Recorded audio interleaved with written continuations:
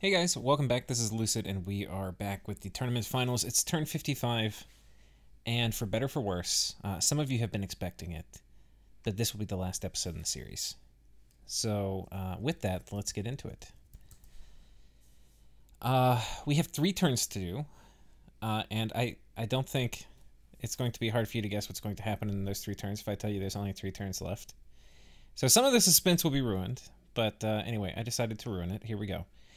I was not expecting such a strong showing from Jotunheim on that fort patrol. He clearly anticipated my movement and must have felt that 6 to 7 Scotty would be enough to take me from my reduced chaff wall. I also didn't bother to gym up with some commanders in the extra earth elementals, for example. However, it turns out at close range, the mage priest just deletes Scotty, and my crossbows happen to have like 20 protection or whatever.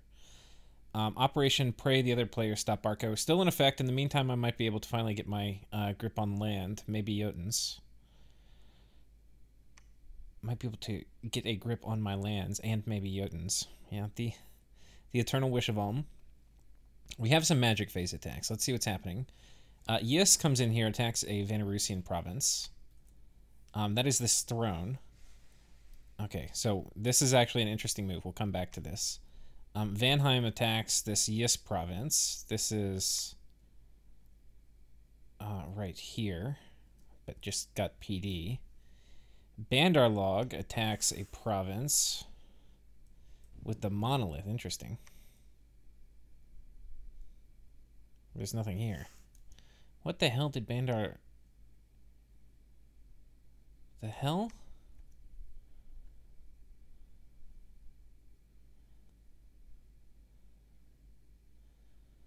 I wonder why he... If anything, you'd think he would have saved his mana drop for this, because he could have mana dropped on top of... I'm guessing he was coordinating with Vanarus, I'm not sure. But this is very strange. I can't remember if maybe there was an army there the last turn or something like that, but you would think this would be the obvious target. I know the Yis army, like the major Yis army that was rolling over here, it wasn't on this fort last turn, so anyway, I'm not sure what that's about. So what we see here is this Morgan Princess cleared the PD, and behind them moved an army. And we can't see the army because it's glamored. And he likely cast Crumble on it. And in conjunction, having an army plus casting Crumble would have popped it. We don't know what kind of army it is or what's there, but presumably it's going to be able to survive, in the Yis's player's mind, an attack from Ind. Because End will certainly see that the fort's popped. If they have any sense about them at all, they will attack this province. Meanwhile, we have a similar move over here, where we have we have Vanheim. I feel like maybe I missed a turn. Did I not do turn 54? Let's go back and check.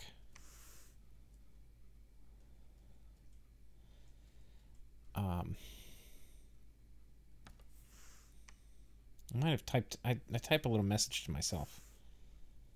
No, we've definitely seen this turn. Well, let's take a look real quick, because I don't recall... Okay. So, okay, this is what happened. Last turn, Yis had just a Spectral Mage. My memory was a little shot. Had just a Spectral Mage that put this fort under siege. So when we go forward... Vanheim attacks what was the Spectral Mage, but now this army, plus maybe some more stuff, has moved in. And so we'll see what that is. Anyway, let's go back to turn 55, which was our actual turn. We probably could have checked what was there that Bandarlog decided to mana drop. But we won't.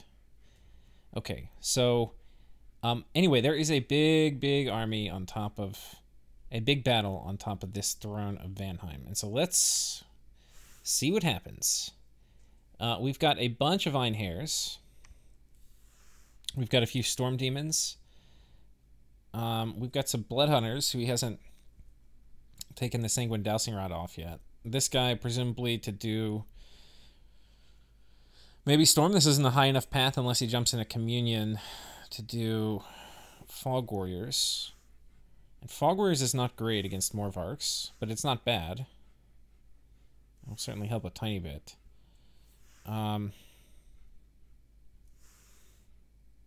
And this is not terribly late in the game, so you don't really expect Army of Gold and stuff at this point. So I'm not sure what these guys are here for.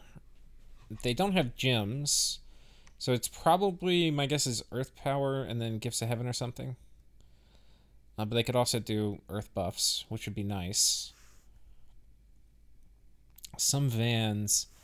I don't see much buffing capacity, though, and that definitely worries me. Einherjar are very scary, but I feel like in this case... Okay, this guy can do Fog Warriors. Okay, so we've got a Fog Warriors caster. We've probably got a Storm caster. We've got a few Air Mages probably that are going to do Storm Power and then just do Lightning Bolt and stuff. And we have here... Oh, an Earth Mage... But only one gem, so this is most likely to do Ground Army, if I had to guess. But we'll see. On Yis's side, we have... Ooh, just a motley crew. This is not many guys. There's golems here. So this is a trick I've seen him do before. This is a Phoenix Pyre golem. So you give him... He's got enough gems on it so that if he gets gem baited multiple times, he'll still have enough gems to do Phoenix Pyre. But yeah, that's basically it. You just do Phoenix Pyre and then you hope he doesn't die. And because he has perfect morale, he's not going to run. But if the battle times out, he will die. So that's one of the ways these guys can die. You can also, if you have flyers that do a lot of damage... they can potentially kill them. I don't think the Storm Demons will qualify here. No, he has Shock Plate, so no. Maybe if the Einherjars had Mass Flight, it might be possible they could chip him down quickly enough. Probably unlikely. Probably unlikely. He has a fair amount of reinvigoration. And then over here, we've got a Horror Harmonica Golem. So this guy's got a Ring of Returning... It could be possible that almost all of this is sacrificial. And it is just to kill this stack. Where the Horror Harmonica Golem will, of course, head back to Yis's cap this turn. But if he summons Horrors, it could be this is just here for Wailing Winds. But it could also be he's going to summon Horrors. I'm not sure what he's going to choose to do. We have a bunch of Knights, which are probably on Guard Commander. A Thug here. A Gate Cleaver to help crack the fort walls. And this is probably for Fog Warriors. And then we have these mages here with some pearls. I'm not sure what the Water Mage is going to cast. I'm not sure what you do with one water gem. Could just be a water elemental. So... Anyway, what I think we're going to see is just a bunch of fluffing in here. Like a bunch of buff casting. All these guys getting buffed up. This golem's going to go away. I think this is almost... We'll see. This makes me think this isn't sacrificial. The Gate Cleaver on her, because if she gets hit, she'll actually die. And this is kind of expensive gear. So my guess is they don't do Call Heart. We'll see.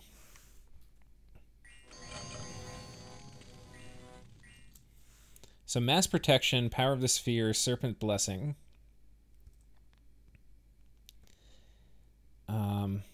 You can see he already did Phoenix Pyre.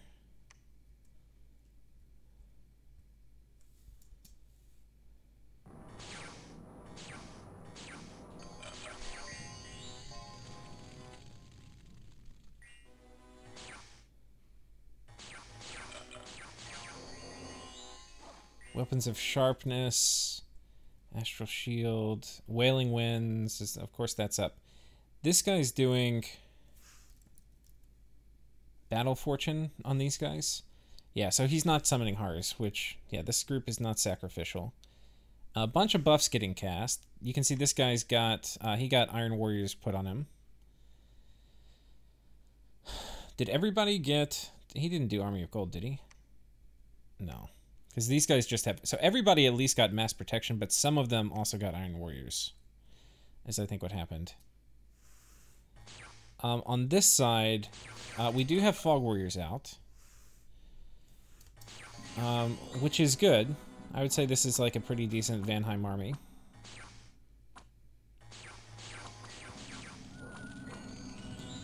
What this army is lacking is, like... I mean, you wouldn't necessarily think you need it, but he definitely doesn't have any tools to deal with this golem. Which you can kill these, but you kind of... If you get surprised by this golem, it's very hard to kill it unless you're prepared for it. Weapons of sharpness would be super helpful, and mass flight. I think if he had like weapons of sharpness on most of his Iron Hairs and mass flight, he could probably kill the golem. The problem though is it is ethereal too, so maybe not even.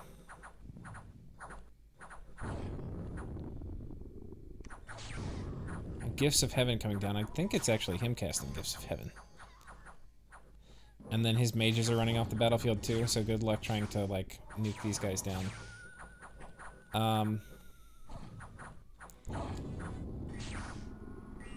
Who's casting Gifts of Heaven? I'm pretty sure... I'll watch here, and the next time it casts, we'll pause.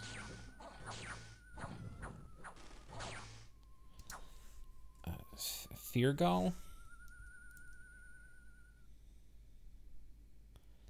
Oh, no, so it's yes, okay. I was saying these guys are getting the shit knocked out of them by Gifts of Heaven, but it is yes targeting them. It's not friendly fire. But Fog Warriors does not save you from Gifts of Heaven. Even though Gifts of Heaven is physical damage, Fog Warriors is capped, or like Mist Form is capped in how much damage it can block. And Gifts of Heaven will override that by a margin.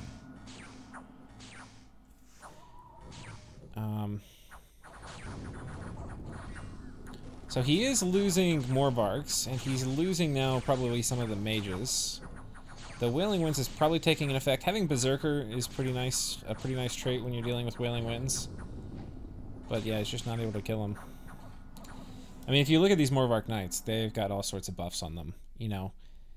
They do take mass protection real well because they have built-in fire resistance. Well, this guy's actually got gear. Let's look at an actual Morvark Knight. But yeah, he's just got mass protection on. But yeah, they had the built-in fire resistance. That's actually gone away now, but he's not really worried about fire magic coming in from Vanheim. And yeah, shock resistance 10, so you know it's not going to be immune to like Thunderstrike and stuff. But Vanheim didn't really bring a lot of Van Jarls, which is what he's going to need to do Thunderstrike. I think he has some Vans, but yeah, there hasn't been like major Thunderstrike. If he had major high precision, kind of near range Thunderstrike, he probably would have been able to work through a lot of these guys, but that wouldn't have dealt with the Golem. But so far, the point we're at is not only are they not killing the Golem, but they're not even really killing the accoutrement. Yeah. There's probably a lot of ways to deal with this, like mass air elementals, like 20 or something air elementals would have killed just about everything over here. It's AP damage, and they are pretty high protection, but I'm pretty sure the big size 6 air elementals would do a lot of work on these guys. But you need enough, because they do have magic weapons and fiery breath, so they'll work the air elementals down pretty quickly. But again, it's like a critical mass thing. And this is a pretty budget Yis force. Pretty budget Yis force. And I think he's casting Crumble at this fort too, so as long as this lady survives with her Gate Cleaver, this is going to be enough siege strength that if Crumble gets cast on the fort, it will one-turn pop it. But you would need more than just a Golem. Like, you would need her with the Gate Cleaver.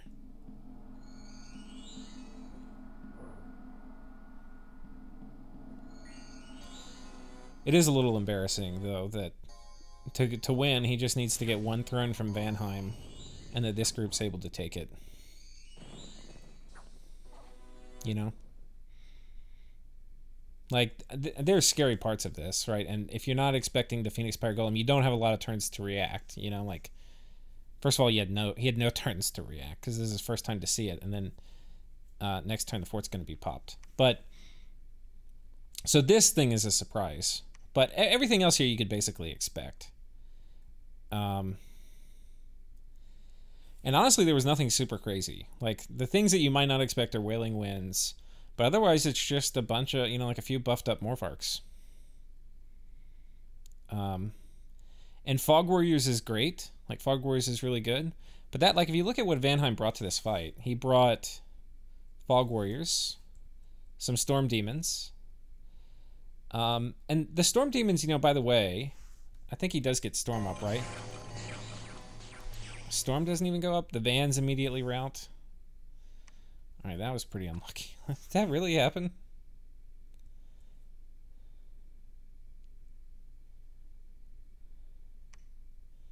Battle Fright. These guys have pretty high morale.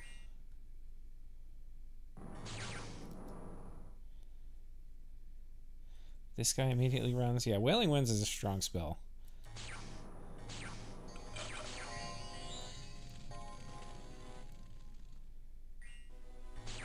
Okay, they're running, they're running.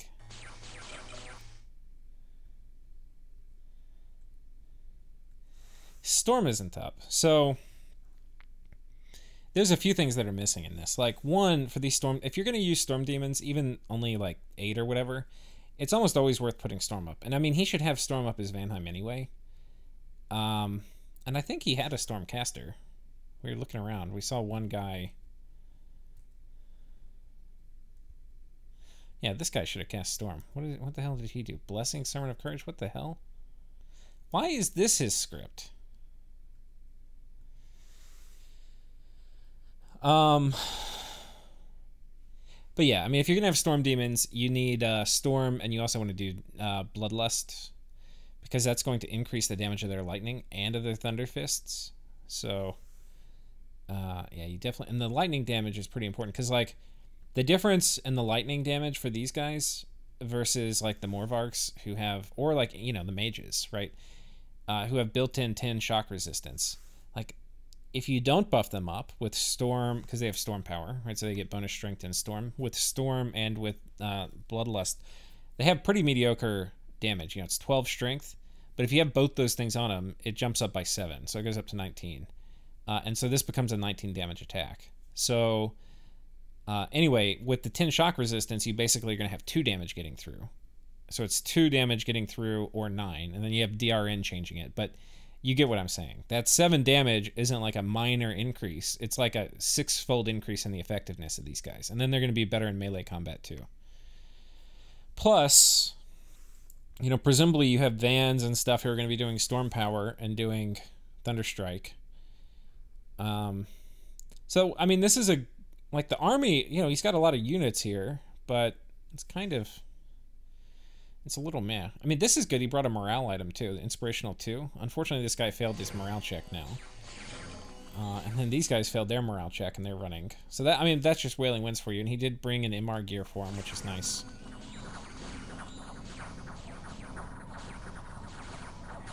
But otherwise, I mean, if you look at these Einhairs, who are, you know, good units, what do they have? They have poison resistance. So he was prepared for the Foul Vapors play. That's good. And he has Mist Form. And that's it. And it's not horrible, like, for this point in the game. Like, Fog Warriors is, again, a major buff. And there's not, you know, Vanheim is not known for their magic diversity. But, you know, they're not bringing a ton to the table.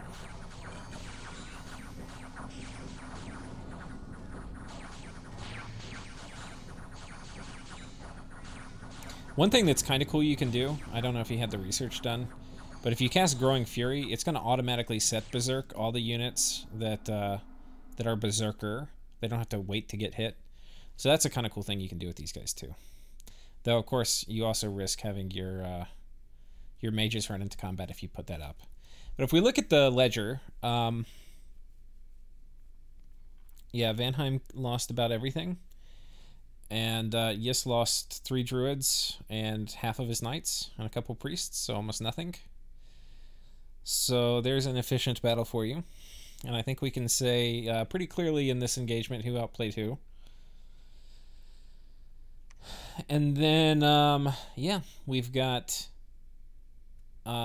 Yis raiding here, so preventing anybody from coming in from this fort to reinforce this turn. The fort was popped, most likely with Crumble.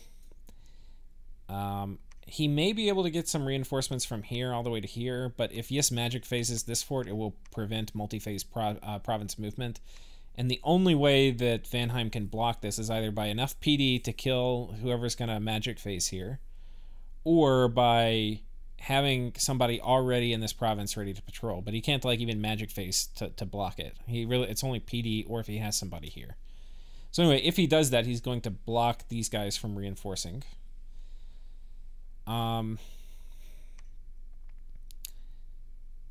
The other thing he can potentially do to save this is enough air elementals may be able to kill the golem, because the golem is not size 6.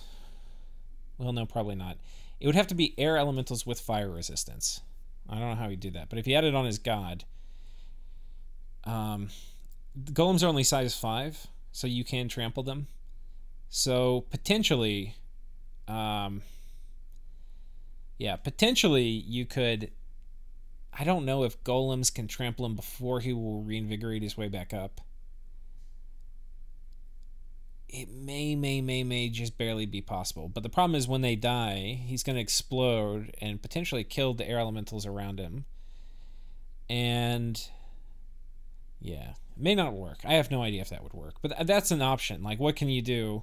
You can also magic phase in all of your mages, like all of your Van Jarls, which hopefully at this point is like 20 of them, and either have them do mass air elementals or have them, with smashers or weapons of sharpness or, like swords of sharpness. Try to kill the golems, fast enough. But it's going to be like super desperate trying to get stuff inside, magic phased inside the fort. I think that's really the only thing he can do at this point. And then this throne we already talked about is popped, so he has to survive an attack from end. Vanarus isn't going to offer any resistance, so this one's really on end. And yeah, that's that. We've got End who attacked this fort. I don't even really remember seeing this army move into position, but we've been going through the last few turns kind of quickly. Okay, and Yis lets this hit PD. And End just crushing his own armies here with Gifts of Heaven. Pretty sure Soul Slay is the better play. Oh god. That is almost all friendly fire. Yeah. Lost a lot of guys to friendly fire. If we look at these, let's see what he was scripting. I don't know if this caused gem use. First of all, let's see if it caused gem use.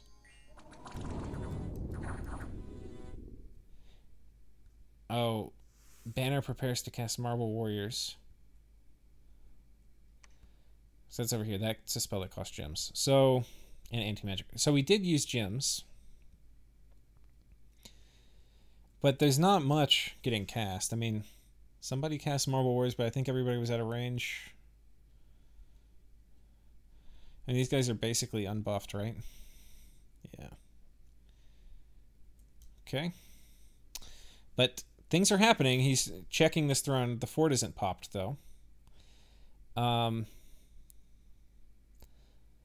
But I think if he pops it this next turn, which I don't think is likely with this army or possible.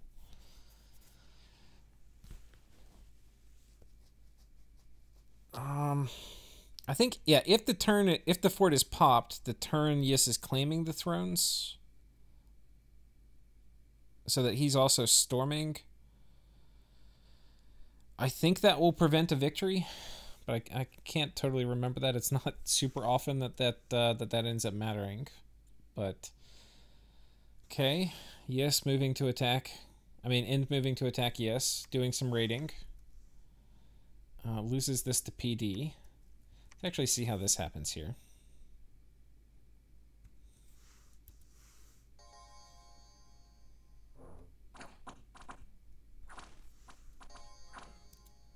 Okay, just gets hit by this guy with the magic weapon, so.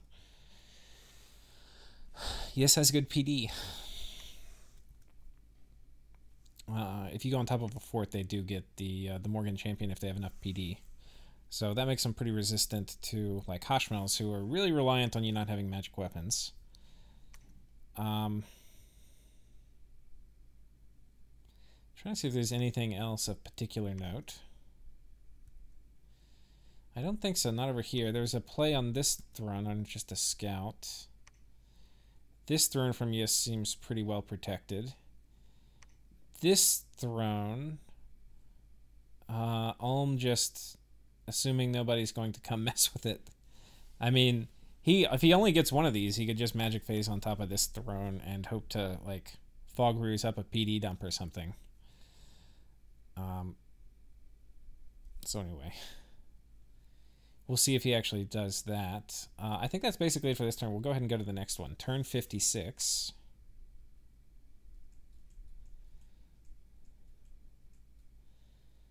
Turn 56. Message from Ulm. From the game chat, it seems like Yis might win in a couple turns. End is supposed to be pressuring a throne of his, but it seems it's still a couple turns off. There's another throne, 146, that Yis has cracked the walls for. I have the ability to teleport my pretender there. He's not a super combatant. He might actually... But he might be able to kill Yis's princess thug before she can storm. She has pretty low morale. And with fear and wailing winds, it might work. But it's also quite possible he has a bunch of other glamour shit I can't see there. In any case, N said that he was going to attack with a decent sized communion, and so we'll have to count on that effort to delay Yis. Yis has not shown any signs that he intends to break our nap to win the game, but I can't assume he won't. For that reason, I'm moving in a large army to the throne of Gaia, as well as my pretender. Oh my god, he's not using his pretender as a thug? So he said this might work, but instead he's going to defend the throne with his pretender. I expect Yis thugs with Arrowfend to do better than Scrotty, though. Although he'll still take some arrows, and they don't have a lot of HP. And yeah, arrows also don't bother with glamour.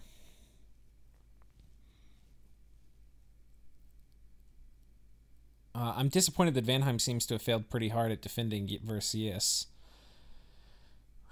I don't think that's surprising, though, because Vanheim was like very committed to a war against End and lost a lot in that.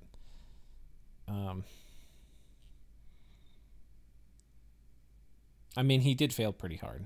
So, I mean, I'm a little disappointed too, I guess. But, I mean, I'm not surprised, right? I mean, he kind of been depleted in other endeavors. But anyway, I don't have full enough picture to know if it was hopeless or a bad play. Now, even if End has success, Yis might even roll over Vanheim and take the second throne. Although that one has a beefy fort on it. Okay. Message from Vanarus. I'm pretty sure this is game. The throne fort in Vanheim is breached. My own throne of the moon crumbled and is breached. Assuming my assassination of the Morgan princess there fails this turn, I expect both forts will be flipped to Yis control on the turn the viewer reads this. If not, Ulm has even started forting the throne of Gaia and has in fact hasn't even started forting the throne of Gaia and has in fact moved his army off of it. In my judgment, Yissian victory was assured from the moment Jotunheim and Vanheim made the choice to attack Ulm and throw Vanarus under the bus. End joined that incredibly poorly judged war, but End plus Vanarus wouldn't have been enough against a 4-capital Yis anyway. I don't know. I think it would have been a hard war, but having, especially with Sea of Ice up, I think it might have been possible that, had End played his cards right and, tactically done very well. I haven't been terribly impressed with, like, the battle scripting and stuff of End so far, but yeah, no, I think he probably could have held the coast and put pressure on Yis while Vanarus was fighting him too. And with Sea of Ice, they might have been able to win that. But definitely would have been helpful if Vanheim also helped. I think we need at least 3 relevant players to go in at once, forcing Yis to either split his forces into manageable chunks or give up forts to the other 2 while utterly crushing one of us. As it is, Yis has had the luxury of planning a series of 1v1 fights that were planned for and chosen by Yis, and never having any complications of any sort that I could discern. The entire game has been aware of the Ysian snowball problem since around turn 10, and the majority of the players have chose to do nothing. Yeah, we've heard all of this before. Salt continued into the next message to get it out of my system. Mind you, it wasn't necessarily a bad play to throw other players under the bus, but you need a part 2 to that plan.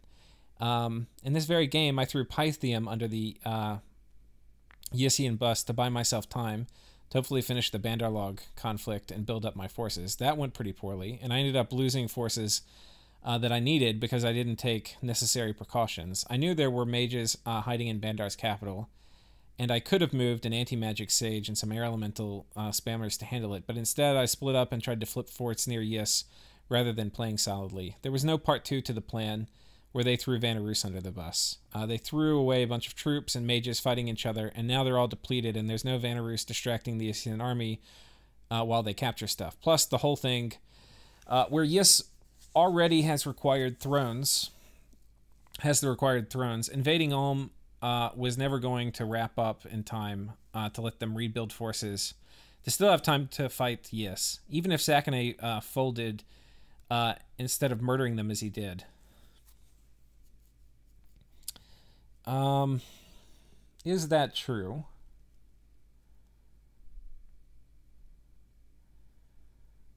Well, Jotunheim still wouldn't really have much of a border. Maybe. I don't know. If Sakane died quickly enough, which I have never known him to do, then it might have been okay. But if I had a victory plan that involved... And I don't know who all in this game has played with Sakane before. But if my personal plan for victory had a necessary condition that Sakane roll over and die, I would probably consider a lot of other plans. Jotunheim at the time was locked out of direct conflict with Yis by geography, but that's not such a bad thing. He could ramp up his blood economy and his research while losing nothing. And when somebody, i.e. me, collapsed, he could take all that player's stuff to keep it out of Ysian hands, basically for free, and then make a move when everybody else has bled out a bunch. Yeah. I think Jotunheim should have really pursued peace with Ulm. I think that was probably a thing, but you've heard me talk about that. Anyway, let's get on with the fights. So, let's do this Vanarus throne first, and let's see what happens with End on this. So, End indeed attacked. A bunch of these guys all spread out.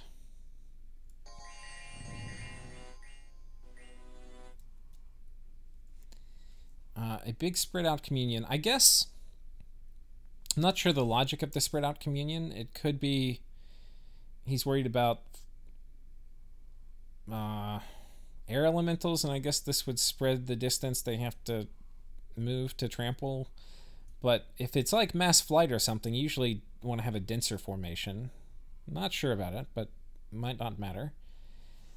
Yis has these two guys as probably evocation bait. Small communion getting powered up here. The Chad Gelatinous Cube. More Morvark Knights. Thugs. We'll just watch this battle, see what happens. Mass Protection's already out. Weapons of Sharpness coming out on the side of Yis. Weapons of Sharpness not actually huge value versus Gog Reavers. But anti-magic here is a pretty big deal. These guys... Yis has in his Bless bonus MR, so 2 MR.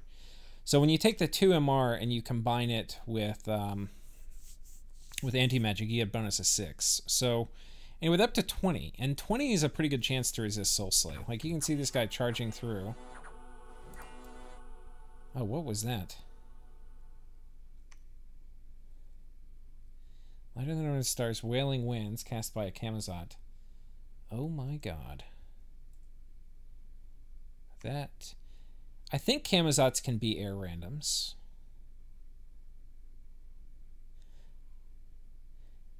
Either that or he empowered him in death and in air.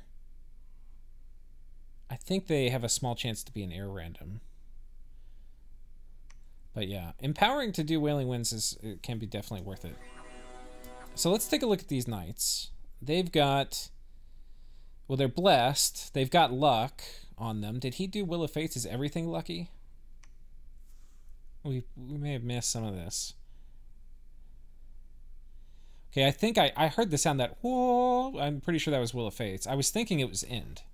Because I've been thinking, basically, this whole game, End needs to get luck on the God Grievers. But instead it was Yis. Which makes sense, because we know Yis is at Alt 8. We don't know what End's research is, really. Soul Slay's coming out. We have Light of the Northern Star, which was up. Zot's jumping in. He's got these guys to bait people attacking rear. That's good. And Soul Slay's coming out. Yis also has Fog Warriors up. And Weapons of Sharpness on all these guys. Weapons of Sharpness would only matter if End's guys had protection, which they don't. So these guys just basically come back here and murder everything.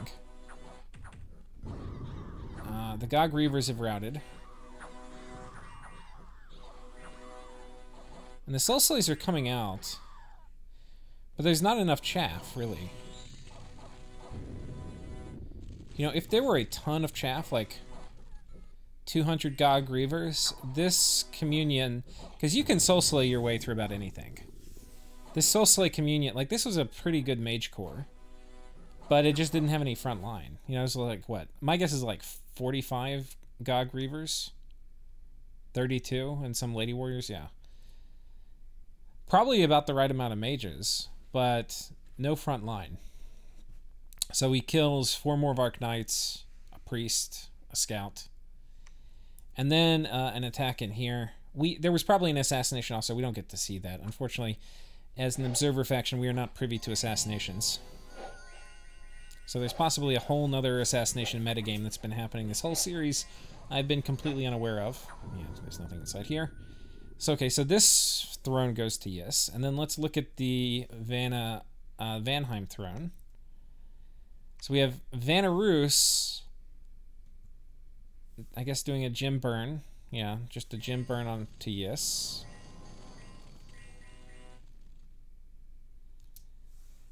And rest in peace. And then we have Yis going inside the fort. And what did he magic phase in? He magic phased in all of his Van Jarls. There's a few Vans that were already inside. Or Vanadrots. A few Van Jarls. Let's see how many he has. So Van Herses are Air 1.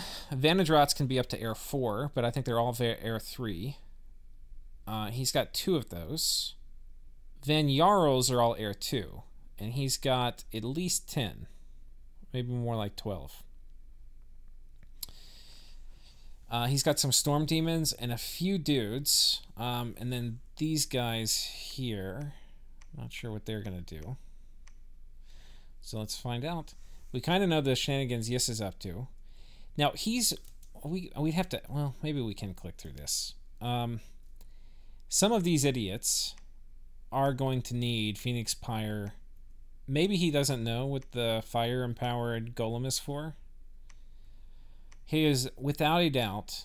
I mean, it could be air elementals is going to be enough. I don't think so. Oh, he's got this guy. Oh, I wonder what his research is. He can drop some big earth things. Man, if he could do Army of Gold, where he gets the protection, and he gets that on his air elementals, so they don't blow up to Phoenix Pyre, that may be part of the recipe to kill him. But that would mean he's at Alt 9, and I'd be highly, highly surprised if Vanheim was at Alt 9. Technically possible, but highly unlikely. Okay. So anyway, I don't see any golem thugs kitted out. And spamming... So here come the air elementals. He's got Storm.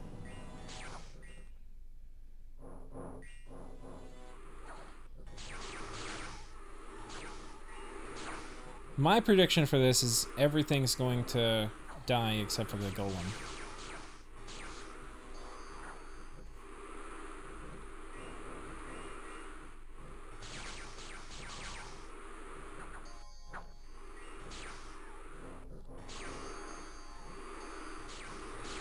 A lot of air elementals. They're still making a few more.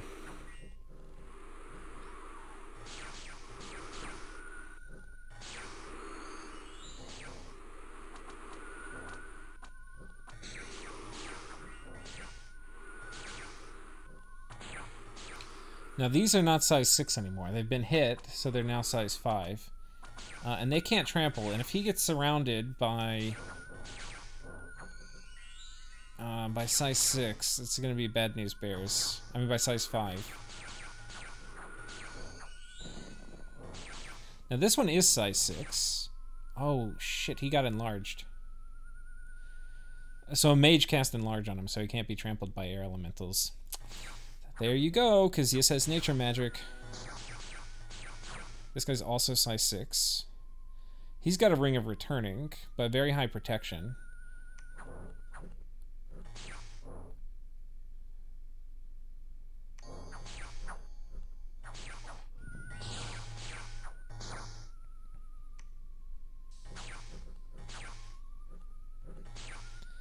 Okay, some thuggy guys coming forward, maybe. Are these guys on advance and cast spells? What are they? Yeah, they're just on advance and cast spells. No real thugs, just vans. To kill this golem, you need multiple thugs that are flying, that have a way to do very, very high damage. It can either be really high blunt damage, or it can be like armor negating or armor piercing damage. But if it's slash or pierce resistant, it's going to get cut in half. But that can be okay. Ideally, they're quickened too. So everybody's now run except this golem.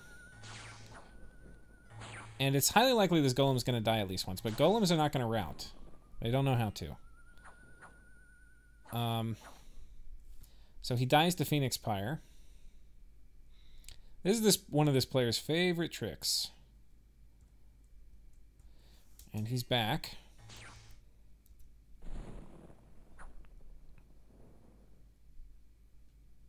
Oh, already 0 fatigue? Jesus.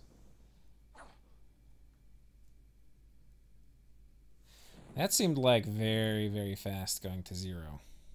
Maybe I missed something. You're not supposed to give reset to 0.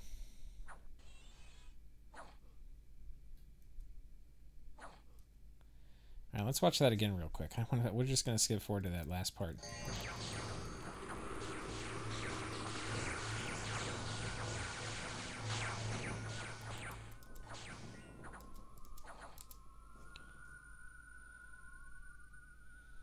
$33. 3 invigoration's 11. That's very high.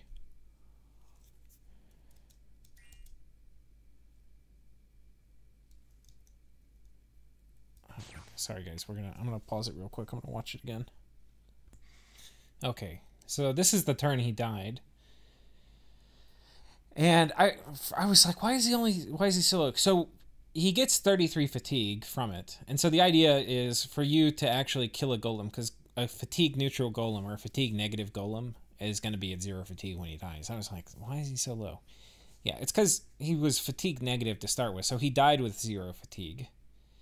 I think also Axes of Hate work on these guys. That's the other way to kind of counter them. But anyway, yeah, you're gonna have to kill him again very, very quickly, like within 1 or 2 turns, which is why flying is absolutely critical. Because each turn he's going to be getting 10 fatigue back. So if you can kill him in 1 turn, then you're going to still have to kill him, because in that 1 turn it takes you to kill him, he's going to get 10 fatigue back. You're still going to have to kill him about 5 times in rapid succession before he kills you with Sculptata Volturnus or hits you with his Firebrand for 39 damage, which is pretty low attack skill. Oh, he's size 6. He's got the Crown of Titans. Okay, so yeah, Air Elementals wouldn't work. I thought this was from Enlarge, but no, it's just from Crown of Titans. Anyway, yeah, and so he kills everybody. And I don't know, I think he had...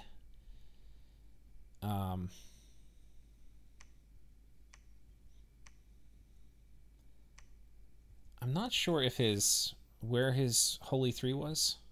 I don't think it was this golem. Yeah. Was she Holy 3? No, she's Holy 2. He probably either has his god coming in this turn or I'm not sure. But anyway, this throne is now his. The throne, which was getting sieged by Yis over here, is still sieged and is not cracked. Very possible he iron-walled it too.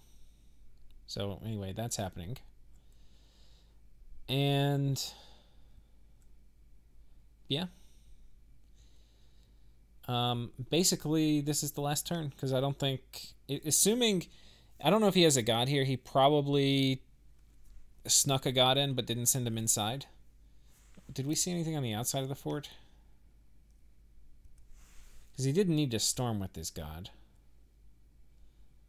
If we see a Holy 3 here, then we will know.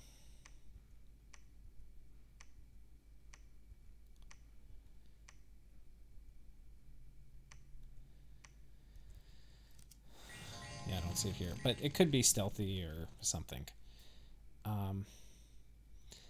Or he could just send it in next turn. So anyway, that's that. Here... Oh, Yis sent it. Yis did send his god at Ulm as a backup plan. That's actually hilarious. So it doesn't want to... wants to make sure he at least breaks his nap before the game ends. That makes all the sense in the world to me. I am not surprised at all. I've seen this player break a nap before. But, you know, it is a security thing. If you are a little worried one of the things might not work. The coalition is definitely, you know, was formed against you. So if you didn't get it this turn, potentially it could be a, you know, bit of a grind. Anyway, it does not work. I'm not actually... Let's see how she died. I wasn't actually sure how she died here. Let's watch it again.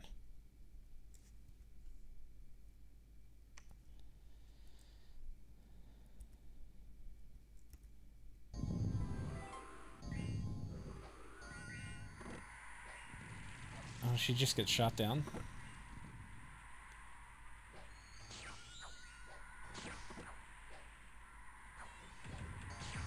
Oh yeah, she just gets mauled by guardians. It's funny.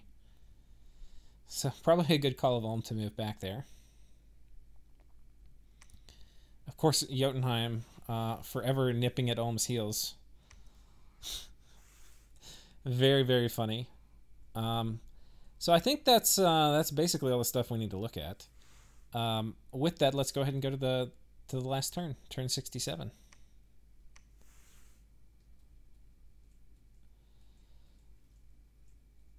Or 57, excuse me.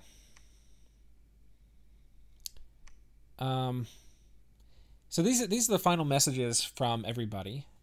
There was, I forget who it was that claimed, let's see who claimed, the Bishop Fish. So he must have had a stealthy Bishop Fish at that other throne that we were wondering. And then yeah, all the Morgan Champion, Assistant Throne of Gaia. Okay, well this is Ulm. A Morgan Princess. How does he have a Morgan Princess and a Morgan Champion? He might have an artifact. Not actually sure. Because that, you know, potentially he had a prophet. We can probably tell. I wonder if he had a prophet that he ritual over rebirth. I don't see it. So,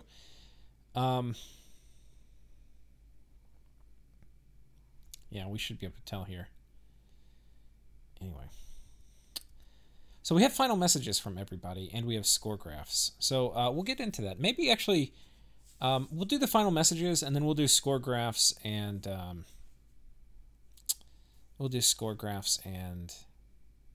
my closing thoughts at the end. But this will be everybody's closing thoughts. So, message from Ulm. Glad I was at least able to not embarrassingly lose the Throne of Gaia at the last minute. Mostly, I thought there were still 5-ish turns left until the final throne rush. So I thought I had... so I thought that army had time to do something near Jotun before coming back. I didn't expect 146 was going to be popped so fast. Only in the last couple turns does it finally look like I've won my war versus Jotunheim. I'm not sure I agree with you there, Zach. I'm overall quite pleased with how that war turned out. Originally, when I was picking targets for war, I thought Jotun would be a really bad matchup for me. I was afraid of the Chill Aura. I wasn't 100% sure how my evocations would do versus Turbo, Communion, and Scrotty. If anything, I learned that this was an amazing matchup for Alm, as long as Jotun doesn't get air access. I think his biggest mistake by far was thugging out that Arrow Hero and losing it. That thing could even cast Wailing Winds, not to mention Arrowfind. It was a fun challenge to fight both the battles and the strategic map battle of the raid counter raid, with the added challenge of selecting the appropriate forces that can defeat an unknown number of Scrotty. Overall, I really like this build with the Allfather and Wailing Winds. I almost certainly put myself way behind with my disastrous first war versus Pythium. I think in my mind, I don't know why, I thought early game equals not many mages and mostly troops, and my troops will beat his, and my mages will kill his couple of mages. But of course, if you're being invaded, you pull all of your mages, especially your astral mages. You can easily defeat a low MR army. In addition, I happen to be trying out Heavy Cav Expand, which is fine, but it's terrible against astral mages doing Mind Burn, because I could have like 5 infantry targets for each one Cav target. And they're all good at killing random Pythium troops. So a real screw up on my part. Afterwards, I got back bad luck, bad Diplo being the target. Bad Diplo luck. Well, it wasn't actually Diplo luck because it was connected to the failed invasion of Pythium.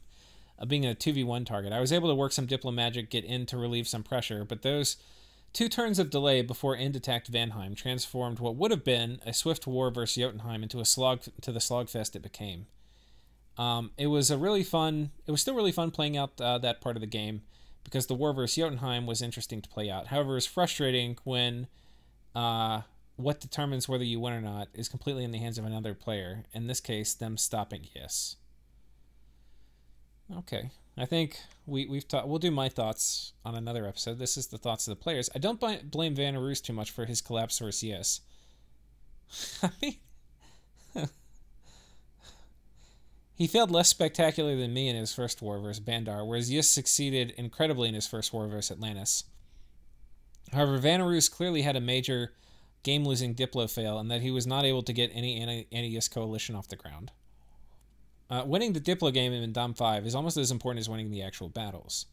Now, I personally overestimated Roos's strength, and the time we collectively had to slow down Yes, and also overestimated Vanheim and N's willingness to do what it took to stop him. That being said, it took me literally 1 turn of Diplo to get them to stop fighting, and to fight Yes instead. Should I have intervened earlier? In hindsight, yes. Given the info I had at the time, maybe. Also at the time, I literally controlled like 4 provinces while owning like 6 forts.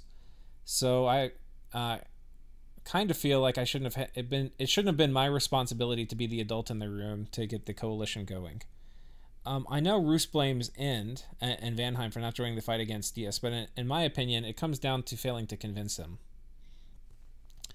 I feel like End was too afraid of being manipulated and didn't see that sometimes what's good for others can also be in your own interest. I honestly don't know what Vanheim was thinking. Finally, major kudos to both Bandarlog and Jotunheim for sticking to it all the way to the end. They both kept on playing hard and not dying, which is great to see, and good game to Yes, who just played a solid game, snowballing 1v1 after 1v1, all on his way to victory. Alm. Alright, thank you for that, Alm. Message from Vanarus. Congratulations to Yes, I look forward to seeing everyone's perspectives when Lucid puts up the videos. Yep. And also, special thank you to Alm and Vanarus for writing all these wonderful Diplo messages to me throughout the game. Typing these messages, takes a while. We've also got some messages from Yes, which was nice, and the occasional message from Vanheim. Message from End. Well, sending a wall of message for this last turn. I forgot to do so most of the series. With some insight from the last few turns and the overall discussion, it really shows how stupid it may have seemed to fight Vanheim, though that made sense to me at the time. I thought I had a much easier matchup, though I feel I was far too late on research and that cost me dearly. I wanted to gain access to his throne and justify getting the remaining ones of Yes during the cover of a coalition. And I thought that would see the light of day due to him being a very scary boy. But all that ended up being a bad plan, now with some step backs. There was a fairly clear consensus that although Yus was scary, Vanarus was no joke either, at least from my limited scouting. One damn scout province on End hurts. I don't think End gets scouts, so that's a tricky part for the nation. Though you can summon them. You can use death gems to get black servants, or if End has blood, you can get imps, shadow imps. They're cheap. They're in some ways better than other scouts. But like for me to talk about it, I never have scouts. In discussion amongst the remaining players, including Arco, a fair amount of us felt that Vanarus. In the discussion amongst the remaining players, including Arco, a fair amount of us felt Vanarus was stronger than apparently they were. I guess Arco here is the player.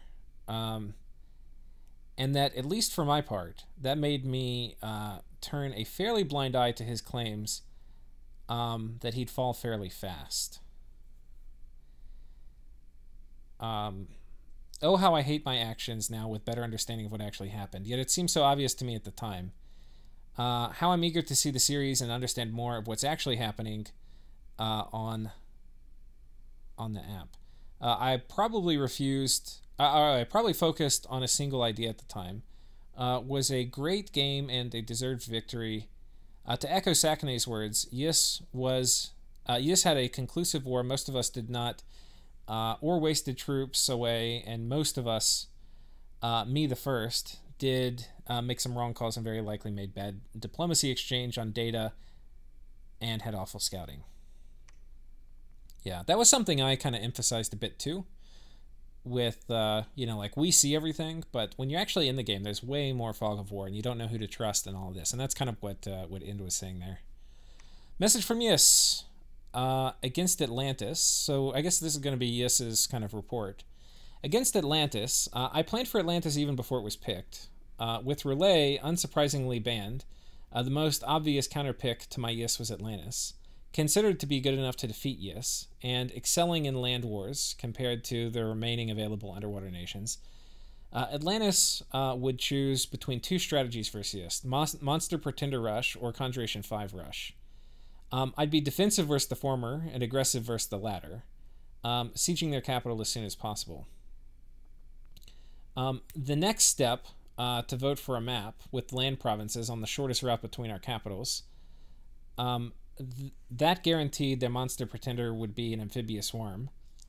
Or far less likely, we voted for maps in this game too. I didn't really mention that in the setup, but there were two maps to pick from. Would likely be an amphibious worm, or far less likely, but just as acceptable to snake. That simplified my choice, because some of the aquatic pretenders are extremely hard to fight when pathed properly.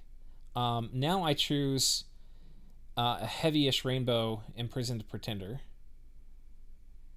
Larger was a core part of my bless for 3 reasons. Firstly, it grants the Morvark's 24 map move, the exact number to move and attack an enemy province underwater from 2 provinces away.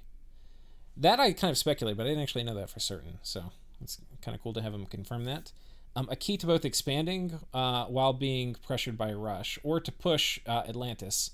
Secondly, it enables Morvark's repel with Link 3 weapons, trivializing battles versus most underwater indies, PD, or to an extent even Atlanteans, while granting plus damage, which Morvarks need. Thirdly, it permanently boosts Kernal Druid health to the point where they aren't threatened by murdering winners or flames from the sky, the way human mages are. Yeah, that's a good point.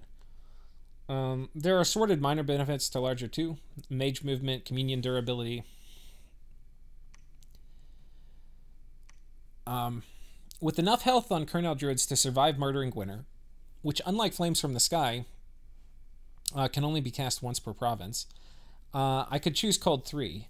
Naturally, underwater nations choose either Cold 3 or Heat 3, and I wanted to have Cold for a number of reasons. First of all, Yus should always mind Kernau aren't aquatic or even amphibious, and they need to be able to cross rivers. Next, a repel build loves +2 attack. but the 5 natural fire resistance of the Morvarks isn't enough to trade as well as I wanted against fire elementals in Heat 3. So with Cold 3, not so with Cold 3.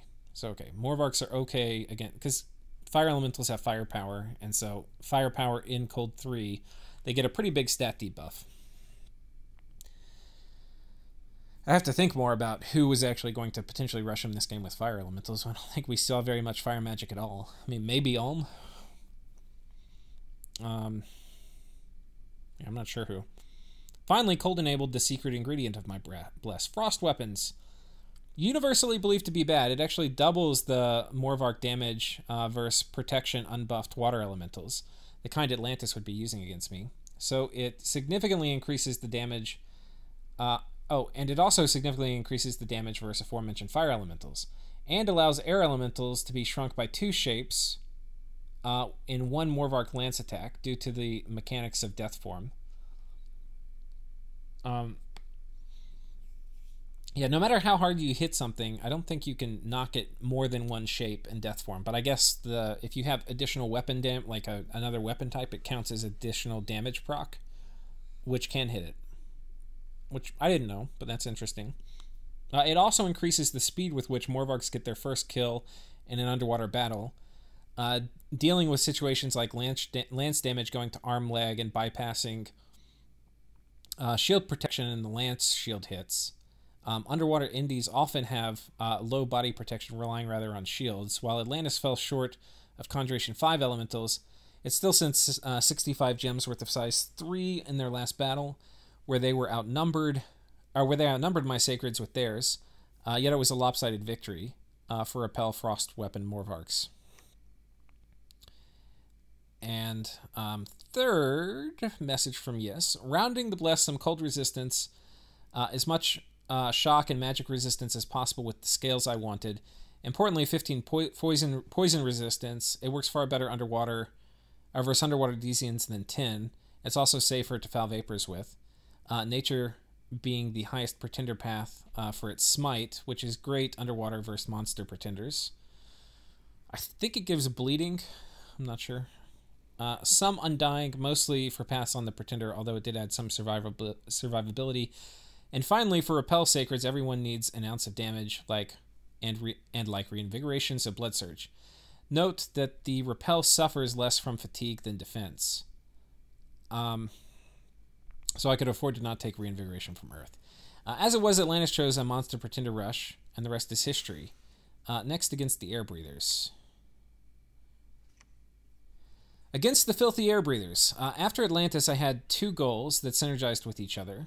Expand on one of the sides of the lake to the south in order to create Kernau country. So, yes, we haven't talked about Yes too much in terms of like the nation, right? But you know, one of the things is they're an underwater nation that's sort of stronger on land, but the other kind of major mechanic of them, and he already mentioned it earlier, is that the mages and troops they get on land cannot go back underwater.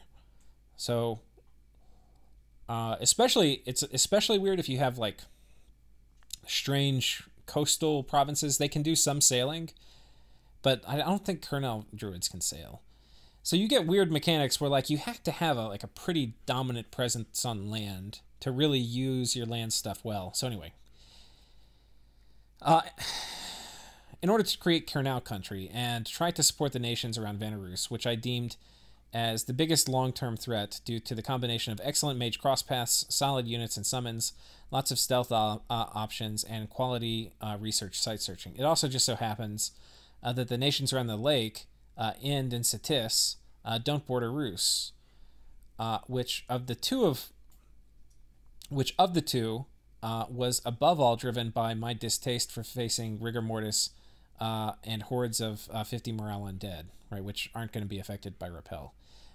What I didn't know at the time is that others were also about to invade Satis and didn't care for their inland capital.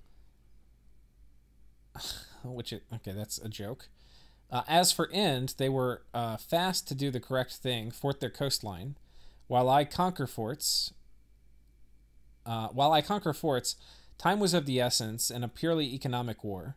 That and many other factors, among which my uncertainty if Pythium will let me keep the plus growth throne, which we both coveted, Ulm's initial successes, the loss of Pythium's army on Cetis, and the rumors that Vanarus was poaching Pythium's north, all while Pythium didn't respond to my messages, ultimately tilted my choice of my next target to be the powerful astral nation of Pythium.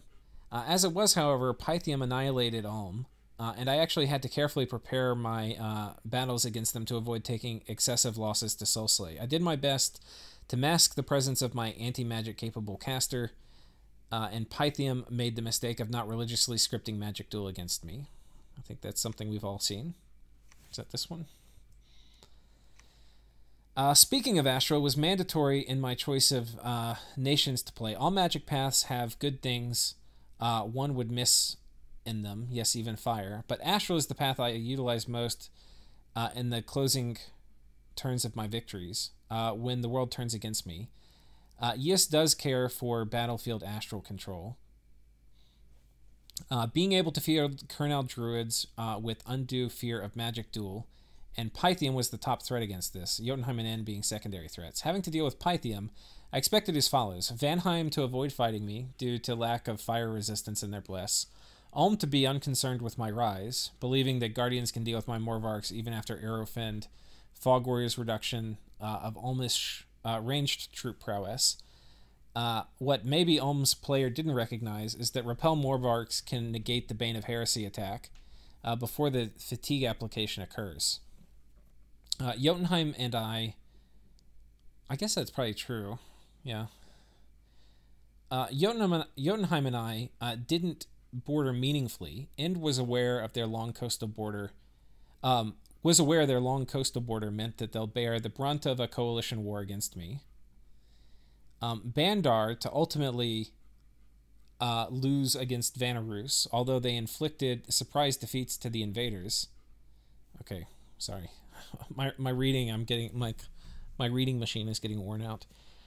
And was aware that their long coastal border meant that they would bear the brunt of a coalition war against me. Bandar to ultimately lose against Vanarus, although they inflicted surprise defeats to the invaders. Time to face Vanarus. I walked into Alt 7 without having mine yet, a consequence of my destitute first year, in which I was to be bloody battle versus Moss Body, Marble Warriors, Chud Berserkers. Leadership artifacts tipped the scales, putting me in a position to destroy the Vimniated labs in the forest surrounding Vanarus, and then with weapons of sharpness to take the rest of the coalition. I don't know if you realized the key decisive battle he won against Vanarus was really Vanarus not having poison resistance on his berserkers.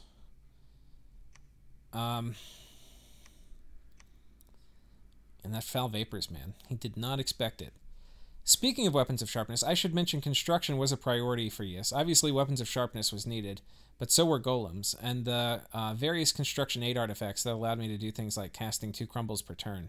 Fairy Morgan sorceresses between Frozen Thrones, below Frozen Sea, to aid the Morvarks I had been gatewaying. In a way, Frozen Sea helped me. It made me look less dangerous in the mid-game, and also protected all my seas from sea-capable raiders. Of course, non-astral underwater nations should have been gutted by it. At the end of the game... Oh, of course, non-astral underwater nations would have been gutted by it. But, yeah, Yis is an astral nation. Even if he didn't have, like, astral in his god, he could have used Kernel Druids with, like, water-breathing items to do Gateway. I don't know what he actually ended up using for it. Might have been his god, might have been Kernel Druids. At the end of the game, I felt I had local superiority on all of my fronts, except possibly the Throne of Gaia attempt versus Ulm. Not least because all the things I could do in the ritual phase. I was able to constantly recruit new mages in all of my forts, and Alt 9 was just behind the corner. I'm sure people will point to diplomacy, but ultimately I believe my victory was all about capturing lands fast. I had 5 capitals on turn 52 and 1 on turn 56. This is following my first round game where I had all 5 capitals on turn 53 and 1 on turn 48. 17 other players across the 2 games managed to capture a total of 17 other players across the 2 games managed to capture a total of 4 capitals. Both the games I used were Imprisoned Rainbow with a heavyish bless on cap-only Commander Sacreds with light scales. On nations with Astral Elemental Nature access without much Deathblood access. Okay, well that's it. So that's Yissa's part. And tune in for next episode. We're not going to look at any of the battles, but tune in for next episode, and we'll look at all the score graphs, and I'll give my closing thoughts. So thank you, everyone. See you next time.